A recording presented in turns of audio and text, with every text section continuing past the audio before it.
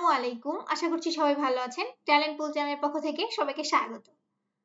দ্বিতীয় প্রান্তিক মূল্যায়ন 2025-এর তৃতীয় শ্রেণীর বাংলা বিষয়ের একটি নমুনা প্রশ্ন ও তার উত্তর নিয়ে আজকে আমরা আলোচনা করব। তাহলে তৃতীয় শ্রেণীর বিষয় বাংলা, সময় 2 ঘন্টা 30 মিনিট, অর্থাৎ 2 ঘন্টা 30 মিনিটের পরীক্ষা হবে। পূর্ণমান 100 নম্বরের পরীক্ষা।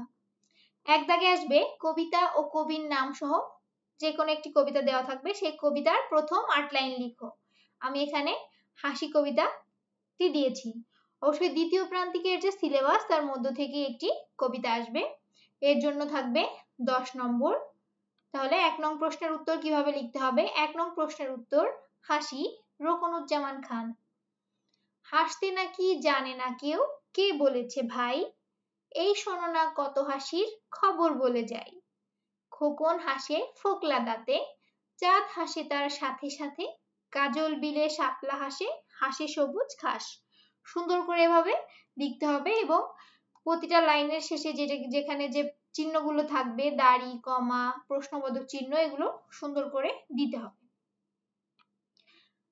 2 দাগে আসবে নিচের সংক্ষিপ্ত প্রশ্নগুলোর উত্তর দাও, যে কোনো 5টি। এখানে মোট 60টি প্রশ্ন দেয়া থাকবে, তার থেকে যে কোনো 5টি প্রশ্নের উত্তর করতে হবে। প্রতিটিতে 2 নম্বর করে, 5টির জন্য থাকবে 10 নম্বর। আমি যে 60টি প্রশ্ন দিয়েছি এটা দ্বিতীয় প্রান্তিকের সিলেবাসের মধ্যে থেকেই দিয়েছি এবং এগুলোর 60টিরই উত্তর করে দিয়েছি। তো যে 5টির উত্তর লিখলে ভুল হবে না বা কমন পড়বে, সেই 5টির উত্তরই লিখতে হবে। তাহলে কি হবে? ক, সবাই মিলে কোথায় যাবে ঠিক করলো। উত্তর হবে সবাই মিলে লালবাগ কেল্লায় যাবে ঠিক করলো। খ, কাজল বিলে কে হাসে? উত্তর হবে কাজল বিলে শাপলা হাসে। গ, গায়ের ঘরগুলো কেমন? উত্তর হবে গায়ের ঘরগুলো ছোট ছোট। ঘ, কোন নদীর ইলিশ বিখ্যাত?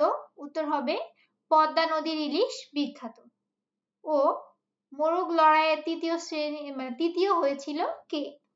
উত্তর হবে মোরগ লড়াইয়ে তৃতীয় হয়েছিল রাজু। চ, ঈদ উল আজহা কাদের উৎসব? উত্তর হবে ঈদ উল আজহা মুসলমানদের উৎসব। ছ, আমাদের শহীদ দিবস কোনটি? উত্তর হবে 21শে ফেব্রুয়ারি আমাদের শহীদ দিবস। তো শুধু প্রশ্ন লেখা লাগবে না, পরীক্ষায় শুধু এই উত্তরগুলো লিখতে হবে। 3 দাগে আসবে নিচের রচনামূলক প্রশ্নগুলোর উত্তর লিখো, যে কোনো 3টি। প্রতিটিতে 5 নম্বর করে, 3টির জন্য 15 নম্বর। এখানে মোট 5টি প্রশ্ন দেয়া থাকবে, তার থেকে 3টি প্রশ্নের উত্তর দিতে হবে।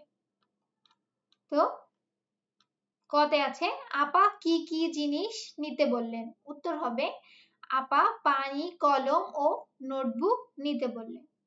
খতে বলেছে নাদের চাচার ঝুড়িতে কি মাছ ছিল?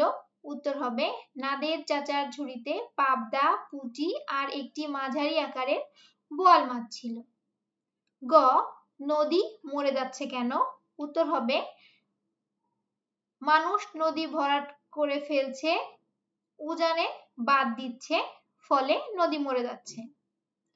ঘ, খেলা শেষে হেড স্যার কি বললেন? উত্তর হবে খেলা শেষে হেড স্যার বললেন হার জিত বড় কথা নয়, খেলায় অংশগ্রহণই মূল বিষয়। ও, পোস্টারে কি লেখা ছিল? পোস্টারে লেখা ছিল রাষ্ট্রভাষা বাংলা চাই। তো এখানে 5টির উত্তরই আমি করে দিয়েছি। পরীক্ষায় যে কোনো 3টির উত্তর করবে। পরীক্ষায় যে প্রশ্ন 5টি থাকবে তার থেকে যে কোনো 3টির উত্তর করতে হবে। 4 দাগে আসবে নিচের যে কোনো 5টি শব্দের অর্থ লিখো। এখানে মোট 60টি শব্দ দেয়া থাকবে, যে কোনো 5টির অর্থ লিখতে হবে। প্রতিটিতে 1 নম্বর করে, মোট 5 নম্বর। ফটক অর্থাৎ সদর দরজা, বিখ্যাত অর্থ নাম করা, চটপট অর্থ তাড়াতাড়ি, খবর অর্থ সংবাদ, আলপনা অর্থ নকশা, শাসন অর্থ দেশ পরিচালনা, মেরু অর্থ পৃথিবীর প্রান্ত। 5 দাগে আসবে নিচের যে কোনো 5টি শব্দ দিয়ে বাক্য গঠন করো। এর জন্য 5টির জন্য 5 নম্বর। তাহলে কি হবে? 5 নং প্রশ্নের উত্তর, জাদুঘর, জাদুঘর দিয়ে আমরা বাক্য তৈরি করব। আমরা জাদুঘরে বেড়াতে গিয়েছিলাম।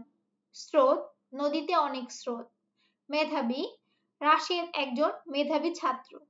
ফোকলা, খোকন হাসে ফোকলা দাঁতে। জন্মদিন, আজ আমার জন্মদিন। মিছিল দিয়ে বাক্য লিখতে পারি আমরা, ছাত্ররা আজ মিছিল করেছে। ফসল, কৃষক মাঠে ফসল ফলান। 6 দাগে আসবে শূন্যস্থান পূরণ করো। এখানেও 5টির জন্য 5 নম্বর। উপরে শব্দগুলো দেওয়া থাকবে, সেই শব্দগুলো সঠিক জায়গায় বসিয়ে শূন্যস্থান পূরণ করতে হবে। তাহলে 6 নং প্রশ্নের উত্তর কি হবে? রঙিন কাগজ দিয়ে ড্যাশ সাজানো হয়েছে। এই ফাঁকা স্থানে কি হবে? মাঠ। তাহলে আমরা লিখব রঙিন কাগজ দিয়ে মাঠ সাজানো হয়েছে। তারপর আছে ড্যাশ বাংলা বছরের প্রথম দিন। এখানে হবে পহেলা বৈশাখ, বাংলা বছরের প্রথম দিন। গ আছে নদীর জল ড্যাশ, নদীর জল টলমল। টিয়া হাসে রাঙা ঠোঁটে, কোন গল্প শোনাতে চাও? এই ড্যাশে হবে গল্প। এভাবে শূন্যস্থান পূরণ করতে হবে। 7 দাগে আসবে সঠিক উত্তরটি উত্তরপত্রে লিখো। এখানেও 5টির জন্য 5 নম্বর। এখানে আছে তিথির গ্রামের নাম মধুপুর, অচিনপুর, সফিপুর, নাজিরপুর। উত্তর কি হবে? অচিনপুর। তারপরে 2 আছে, নিচে উত্তর যেখানে করে দিয়েছি সেখান থেকে একবার দেখাচ্ছি। 7 নং প্রশ্নের উত্তর লিখে শুধু তোমরা উত্তরগুলো লিখে দিলেই হবে। আমি এখানে বোঝার সুবিধার্থে পাশেই এখানে কালার করে দিয়েছি। তিথির গ্রামের নাম অচিনপুর। 2 সোনার রবি ওঠে পূর্ব দিকে। 3 ছোট নদী ধানতারা। 4 মোরগ লড়াইয়ের অংশ নিয়েছিল কজন? 8 জন। 5 হিমালয় পর্বতের থেকে জন্ম কোন নদী? পদ্মা। তাহলে উত্তর হবে পদ্মা। শুধু 5 দাগ দিয়ে ক লিখে পদ্মা লিখে দিলেই হবে। 8 দাগে আসবে নিচের যে কোনো 5টি সমর্থক শব্দ লিখো। এখানেও 5টির জন্য 5 নম্বর। তাহলে গগন এর সমর্থক শব্দ আকাশ। সমর্থক শব্দ অর্থ একই শব্দ, মানে একই অর্থ। যে জিনিসের দুটো আলাদা নাম কিন্তু একই মানে একই। গগন অর্থ আকাশ, আকাশ অর্থ গগন, একই জিনিস কিন্তু বোঝাচ্ছে। আলো কিরণ। যুগ, যুগের সমর্থক শব্দ কাল। তারপরে কাহিনী গল্প। অন্ধকার এর সমর্থক শব্দ তিমির। রবি এর সমর্থক শব্দ সূর্য। এভাবে যে 5টি লিখলে ভুল হবে না সেই 5টি লিখবে। 9 দাগে আসবে নিচের যে কোনো 5টি যুক্ত বর্ণ ভেঙে লেখো এবং প্রতিটি যুক্ত বর্ণ দিয়ে শব্দ তৈরি করো। এখানে প্রতিটিতে 2 নম্বর করে, 5টির জন্য 10 নম্বর। তাহলে শয়ত সযোগ ত শব্দ হবে সস্তা। লয়ল ল যোগ ল কেল্লা। দয়রফলা দ যোগ রফলা শব্দ হচ্ছে মুদ্রা। 9ট মূর্ধ ন যোগ ট ঘন্টা। ময়ব ম যোগ ব গম্বুজ। কয়ল ক যোগ ল ক্লাস। লয়প ল যোগ প গল্প। এভাবে সুন্দর করে লিখতে হবে। 10 দাগে আসবে নিচের যে কোনো 5টি শব্দের বিপরীত শব্দ উত্তরপত্রে লিখো। অর্থাৎ বিপরীত শব্দ লিখতে হবে। 5টির জন্য 5 নম্বর। এখানেও 7টি দেওয়া থাকবে, যে কোনো 5টি লিখতে হবে। গ্রাম এর বিপরীত শব্দ শহর।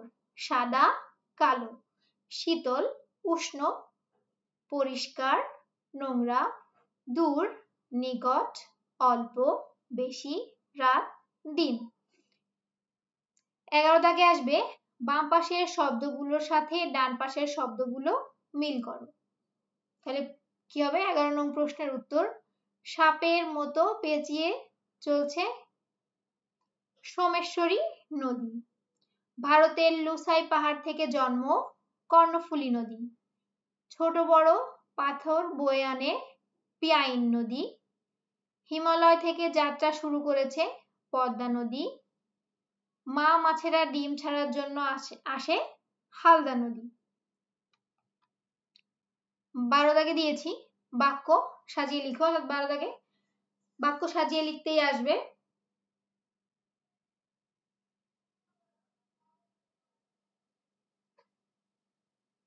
দাড়ি কমা বসিয়ে সুন্দর করে লিখতে হবে। এখানে একটি অনুচ্ছেদের মতো দেওয়া থাকবে, এই অনুচ্ছেদের কোথাও কোনো বিরাম চিহ্ন বসানো নেই, সেগুলোই আমরা বসাবো। কি হবে? নৌকা আবার চলতে শুরু করলো, এখানে হবে দাড়ি। তিথি দেখলো, এখানে কমা, টল টল করছে নদীর জল, এখানে দাড়ি।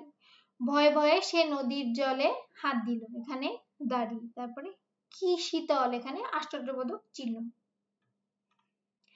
13 দাগে আসবে তোমার বিদ্যালয়ের অনুষ্ঠানে সাংস্কৃতিক প্রতিযোগিতার ফর্ম পূরণ করো। অর্থাৎ 13 দাগে একটি ফর্ম পূরণ করতে আসবে, এর জন্য থাকবে 5 নম্বর। তাহলে এখানে কি হবে?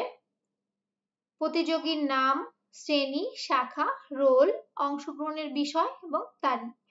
প্রতিযোগীর নামের এখানে সবাই যার যার নিজের নাম লিখবে। আমি একটি নাম লিখেছি ইলমা। শ্রেণী তৃতীয়, শাখা ক, রোল 1, তোমরা যার যার নিজের রোল লিখতে পারো। অংশগ্রহণের বিষয়, অর্থাৎ কোন কোন বিষয়ে অংশগ্রহণ করতে চায়? নাচ, গান, কবিতা।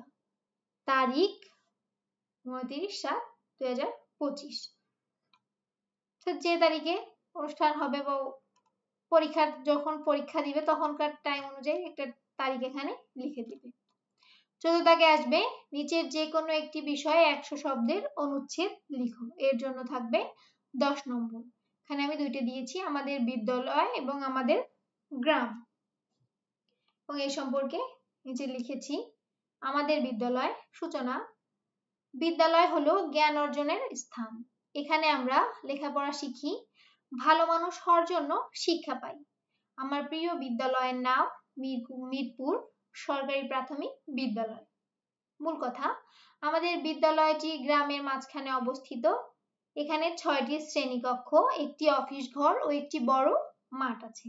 আমাদের বিদ্যালয়ে 5 জন শিক্ষক ও একজন প্রধান শিক্ষক আছেন, তারা খুব ভালোভাবে আমাদের পড়ান।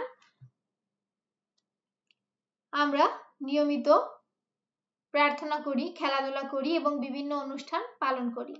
বিদ্যালয়ের পরিবেশ খুব সুন্দর ও পরিষ্কার। উপসংহার, আমি আমার বিদ্যালয়কে খুব ভালোবাসি, এখানে আমি শিখছি বড় হওয়ার পর। এইভাবে রচনার মতো লিখতে পারো, আবার সূচনা, মূল কথা, উপসংহার বাদ দিয়ে এমনি অনুচ্ছেদের মতো করেও লিখতে পারো। 2 দাগে খতে দিয়েছিলাম আমাদের গ্রাম। সূচনা, গ্রাম হলো শান্তি আর প্রাকৃতিক সৌন্দর্যের জায়গা। গ্রামে মানুষ সহজভাবে ও মিলেমিশে বসবাস করে। আমার প্রিয় গ্রামের নাম সখীপুর। মূল কথা, সখীপুর একটি সুন্দর ও শান্তিপূর্ণ গ্রাম, এটি মাঠ, গাছপালা, খালবিলে ঘেরা, এখানে মানুষ খুব ভালো ও পরিশ্রমী। গ্রামের মাঝখানে একটি বড় পুকুর আছে, পাশে একটি স্কুল, মসজিদ ও ছোট বাজার আছে। গ্রামে সবাই কৃষিকাজ করে, সকালে পাখির ডাকে আর সন্ধ্যায় হাওয়া মন ভালো করে দেয়। উপসংহার, সখীপুর আমার খুব প্রিয় গ্রাম, আমি এই গ্রামে থাকতে পেরে গর্ববোধ করি এবং একে খুব ভালোবাসি। এভাবে যার যার নিজের গ্রাম সম্পর্কে, নিজের বিদ্যালয় সম্পর্কে লিখতে পারো। এই হচ্ছে তৃতীয় শ্রেণীর দ্বিতীয় প্রান্তিক মূল্যায়নের বাংলা বিষয়ের একটি নমুনা প্রশ্ন ও তার উত্তর। প্রথম শ্রেণী থেকে পঞ্চম শ্রেণী পর্যন্ত সকল বিষয়ের সকল নমুনা প্রশ্ন ও উত্তর পাওয়ার জন্য চ্যানেলটি সাবস্ক্রাইব করে পাশে থাকবেন। আর কারো কোনো বিষয়ে কিছু জানার থাকলে অবশ্যই কমেন্ট করে জানাবেন। আজ এই পর্যন্তই। আল্লাহ হাফেজ।